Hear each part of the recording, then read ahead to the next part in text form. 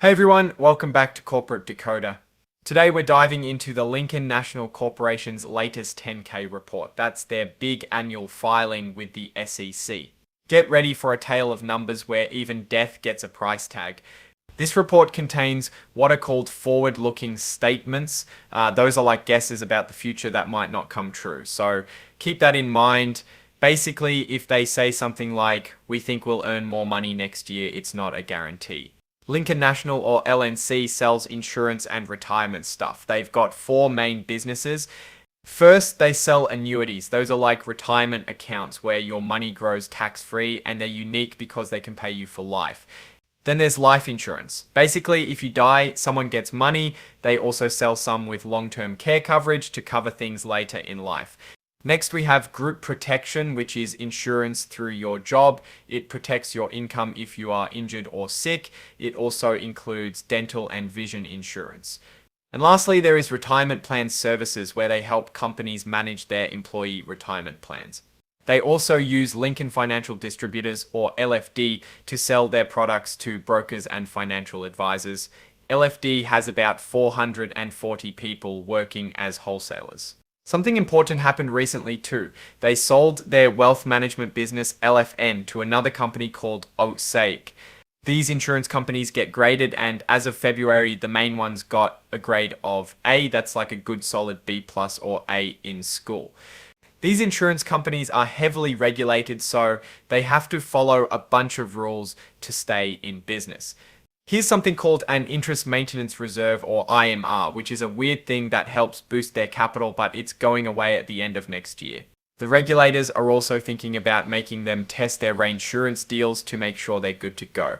Artificial intelligence is a new thing they are going to use more, but regulators are watching to make sure they do it right with your data. They've got about 10,000 employees, and they're trying to make them happy with training and benefits. Things could go wrong though. The market could crash, interest rates could go crazy, or the rules could change. They need to keep on top of the rules about privacy, AI, and keeping your data safe, or else they could get in trouble. They're always getting sued, and that could cost them a lot of money too. They are also exposed to new financial rules in Europe and the UK, which increases their risk. Their credit rating could get cut, which would make it harder to sell their stuff and keep customers around. They rely on other companies to help cover their costs, but those companies could go broke too. It's hard to find good workers, so they have to pay them well and give them good benefits. The SEC, FINRA, and the states keep a close eye on how they sell their products too. New laws about what's in your best interest could really mess up how they sell their products. If Social Security runs out of money, that'll hurt their group disability business. They got to worry about the environment too, and climate change regulations. Now, for the summary of critical accounting estimates, basically Lincoln has to make a lot of guesses to create their report. So these are those guesses and how they can mess things up. They use derivatives, which are like bets, to protect themselves from risks. Their annuity and variable life insurance products can be really sensitive to how the stock market does. They need to guess how long the policies will be around and how often people will die or get sick MISA for a long time, like up to 40 years. If their insurance companies run out of money, their credit ratings could go down, their computers could get hacked, and then everyone's personal information could get stolen. They own a whole bunch of investments, and most of them are rated as very safe.